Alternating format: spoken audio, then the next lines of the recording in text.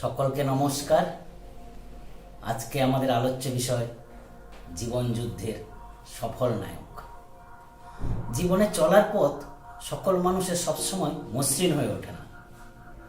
চলার পথে নানান সংকট ও প্রতিবন্ধকতা থেকে নতুন কিছু সৃষ্টি হয়। তারা ব্যর্থতার কঠিন পথ অতিক্রম করে করে সফল হয়ে উঠেছেন। দুনিয়ায় খুব কম মানুষই আছেন যারা প্রথমবারের প্রচেষ্টায় সফলতার শৃঙ্গে পৌঁছতে পেরেছে। সফল শিল্পী, লেখক, বিজ্ঞানী, খেলোয়াড়, রাজনীতিবিদ, যাদের কথাই আমরা বলি না কেন, প্রত্যেককেই ব্যর্থতার কঠিন রাস্তা পাড়ি দিয়ে অবশেষে সফল হতে হয়েছে। আর এই সকল সফল মানুষদের মধ্যে একটা আশ্চর্য রকমের মিল আমরা দেখতে পাই, আর সেটি হলো অদম্য ইচ্ছাশক্তি ও আত্মবিশ্বাস। তারা যত বড় ব্যর্থতার মুখেই পড়েন না কেন, কখনোই তারা বিশ্বাস হারান না। ঠিক একই রকমভাবে আমরাও যে কোনো বিপদ বা খারাপ পরিস্থিতিতেই পড়ি না কেন, এই সকল অসাধারণ সফল মানুষদের ব্যর্থতার কাহিনী এবং ব্যর্থতাকে জয় করার কথা যদি মাথায় রাখা যায়, তাহলে যে কোনো ব্যর্থতা থেকেই আমরা আবার ঘুরে দাঁড়ানোর অনুপ্রেরণা পাব।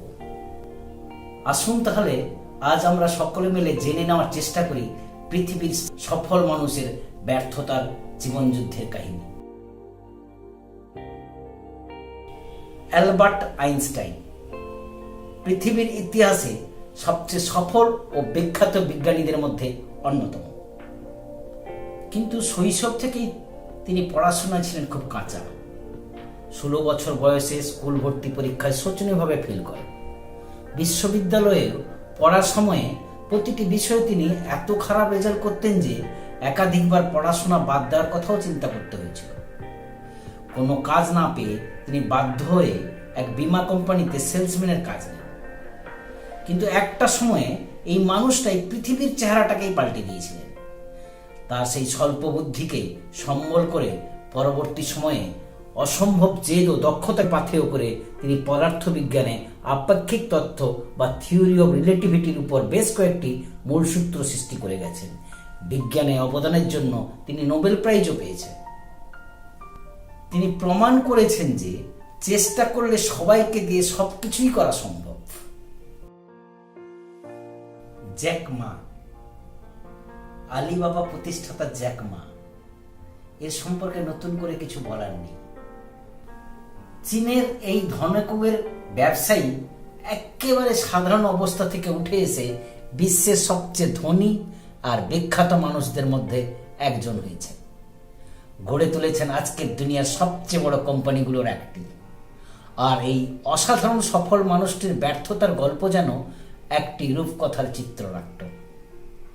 তিনি কলেজে ভর্তি হওয়ার সময় 3 বার ভর্তি পরীক্ষায় ফেল করেন। হার্ভার্ডে 10 বার চেষ্টা করেও সুযোগ পাননি। এরপর চাকরি করতে গিয়ে বহুবার ব্যর্থ হয়েছেন। পুলিশে 10 জন পরীক্ষা দিয়ে জ্যাক ছাড়া 9 জন চাকরি পেল।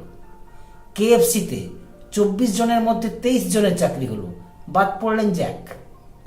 এইভাবে অনেক ব্যর্থতার পর চেষ্টা করতে করতে অবশেষে আলিবাবা কোম্পানির প্রতিষ্ঠা করে সাফল্য পান। চার্লি চ্যাপলিন, বিশ্ববিখ্যাত এই পরিচালক ও অভিনেতাকে কে না চেনে। সিনেমার শুরু থেকে আজ পর্যন্ত সব সিনেমা পাগল মানুষরা তাকে ভালোবাসে এবং শ্রদ্ধা করে। পৃথিবীর সফলতম অভিনেতা ও পরিচালকদের মধ্যে তিনি একজন। তাকে কমেডির রাজা বলা হয়। এসব কথা আমরা সকলেই জানি। কিন্তু তার বাবা ছিলেন একজন অলস প্রকৃতির মানুষ এবং মাতাল। চ্যাপলিনের বয়স যখন 2 বছর, তিনি বাড়ি ছেড়ে চলে যান। 9 বছর বয়সে মা পাগল হয়ে মানসিক হাসপাতালে যেতে হয়। তার কিছুদিন পর বাবা মারা যান। তারপর দিনের পর দিন চ্যাপলিন এবং তার ভাই সিডনি না খেতে পেয়ে রাস্তায় রাস্তায় ঘুরে কাটান। এইভাবে দিনের পর দিন ঘাত প্রতিঘাতের মধ্য দিয়ে তিনি পরবর্তী সময়ে হলিউডে পাড়ি দিয়ে সর্বকালের সেরা আমাদের চ্যাপলিন হয়ে ওঠেন। কর্নেল স্যান্ডার্স, আমরা নিশ্চয়ই কেএফসি লোকর সেই ফ্রেঞ্চ কাট দাড়িওয়ালা হাসিমুখ লোকটাকে সবাই আমরা জানি যে উনিই কর্নেল স্যান্ডার্স। সারা বিশ্বে জনপ্রিয় ফাস্টফুড চেনের প্রতিষ্ঠাতা। আপনি যদি আপনার এলাকায় ওর শাখা খুলতে চান, আপনার সেই ফ্র্যাঞ্চাইজি নেওয়ার জন্য কমপক্ষে 80 থেকে 1 কোটি টাকা খরচ করতে হবে। 5 বছর বয়সে বাবা মারা যাওয়ার পর তার সংগ্রাম শুরু হয়েছিল। নিজের রান্নার দক্ষতার কারণে কাজ পেতে কখনো অসুবিধে হয়নি, কিন্তু যখনই নিজে কিছু করতে গেছেন তখনই ব্যর্থ হয়েছে। 49 বছর বয়সে অনেক কষ্টে একটি মোটেল শুরু করেন। মোটেলটি 4 মাস চলার পরেই আগুনে ধ্বংস হয়ে যায়। 50 বছর বয়সে তিনি তার চিকেন ফ্রাই রেসিপি নিয়ে কাজ শুরু করেন, কিন্তু তার সেই উদ্যোগও ব্যর্থ হয়। পরে তিনি একটা 4 মাথার মোড়ে রেস্টুরেন্ট খুলেছিলেন, সেটিও ক্রেতার অভাবে বন্ধ হয়ে যায়। সেই সময় 65 বছর বয়সী স্যান্ডার্স মাত্র $165 হাতে নিয়ে চিকেন রেসিপি বিক্রি করার চেষ্টা করেন। 1009টি রেস্টুরেন্ট তার সেই রেসিপি প্রত্যাখ্যান করার পরে একটি মাত্র রেস্টুরেন্ট তার রেসিপি নিয়ে কাজ করতে রাজি হয়। বাকিটা তো বুঝতেই পাচ্ছেন। অধ্যবসায়, ধৈর্য আর লক্ষ্যে যদি আমরা অবিচল থাকি, তাহলে বয়স যে কোনো বাধা হতে পারে না, সেটা আমাদের আর বুঝতে অসুবিধা হয় না। Thomas Alva Edison. আজকের পৃথিবীতে টমাস আলভা এডিসনের নাম জানেন না এরকম মানুষের নাম খুবই কম।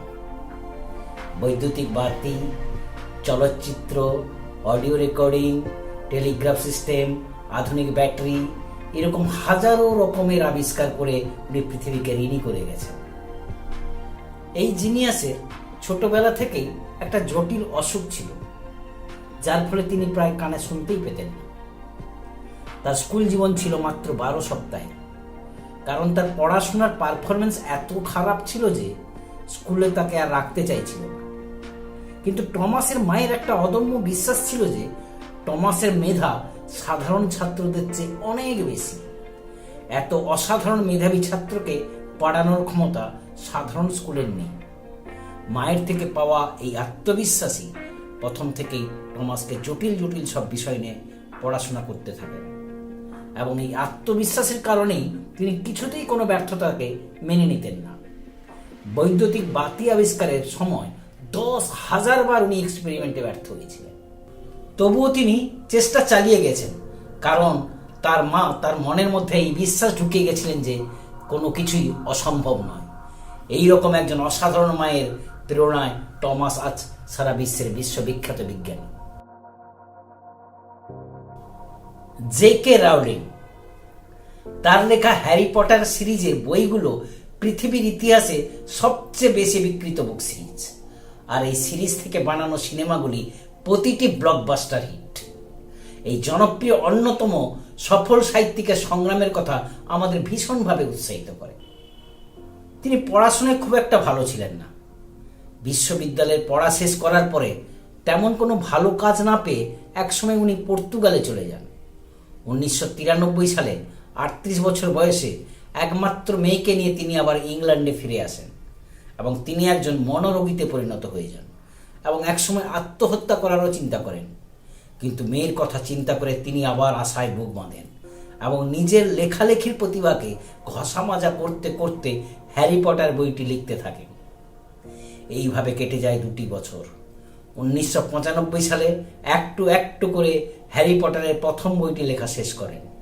বইটি লেখার উদ্দেশ্যই ছিল লেখার মাধ্যমে নিজের জীবনের মোড় ঘোরানোর চেষ্টা করা, কিন্তু সেই বইটিও 15টি প্রকাশনা সংস্থা থেকে প্রত্যাখ্যাত হয়। রাউলিং তখন একমাত্র মেয়েকে নিয়ে না খেয়ে দিনের পর দিন কাটাতে থাকেন। অবশেষে 1996 সালে একটি প্রকাশনা সংস্থা বইটি প্রকাশ করার জন্য রাজি হয়ে যান, এবং বইটি প্রকাশ করার সাথে সাথে সারা বিশ্বে হইচই পড়ে যায়। তারপর একে একে তিনি আরও বই লিখতে আরম্ভ করেন। সেই সাথে বের হতে থাকে একের পর এক সুপারহিট ফিল্ম। 2004 সালে রাউলিং পৃথিবীর ইতিহাসে সর্বশ্রেষ্ঠ সাহিত্যিক হিসাবে শুধুমাত্র বই লিখে $1 মিলিয়ন মালিক হয়ে যান। Michael Jordan.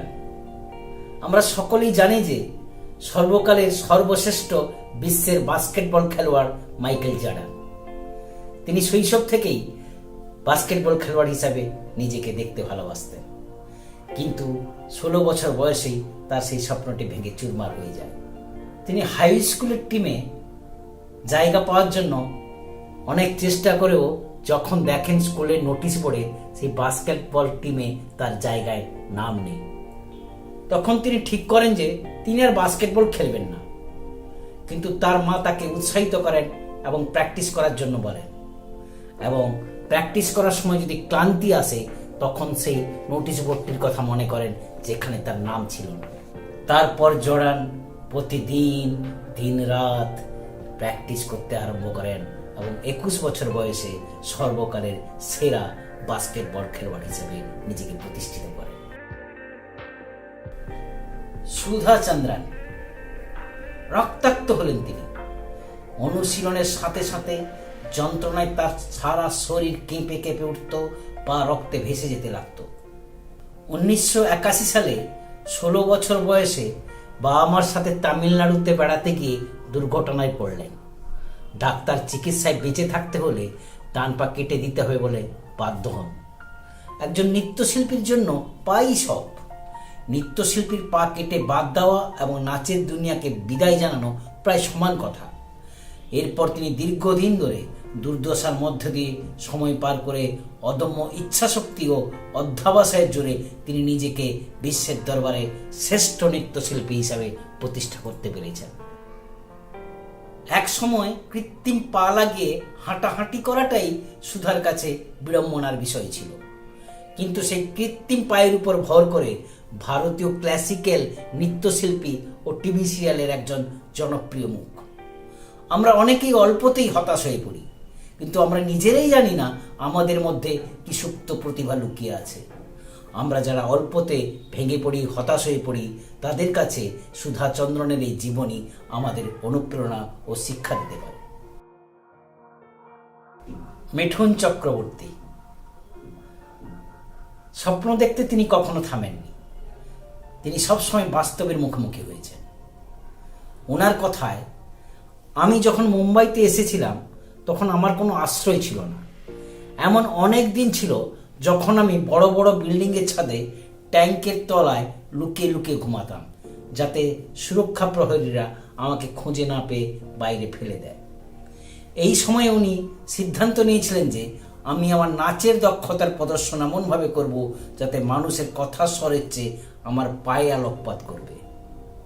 পরবর্তীতে উনি মৃগয়া, তিতলি, তাহাদের কথা, কালপুরুষ বিভিন্ন সিনেমায় সেরা অভিনেতার পুরস্কার লাভ করেন।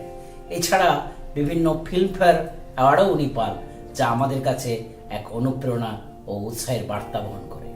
পরিশেষে বলি যে প্রতিটি মানুষের জীবনে ব্যর্থতা আছে, আর এই ব্যর্থতা প্রতিটি মানুষের জীবনের এক অবিচ্ছেদ্য অঙ্গ। আর এই ব্যর্থতা থেকেই শিক্ষা নিয়ে আমাদের ধীরে ধীরে জীবনের সফলতার স্বাদ আমরা পেতে পারি। আর সেই মানসিকতা অর্জনের জন্য এই সফল মানুষের ব্যর্থতার কাহিনী যদি আপনাকে একটুও অনুপ্রেরণা দিয়ে থাকতে পারি, তাহলে আমাদের সকলের চেষ্টা সফল। আসুন, চেষ্টা করতে দোষ কি। সকলে ভালো থাকবেন। নমস্কার, আবার দেখা হবে।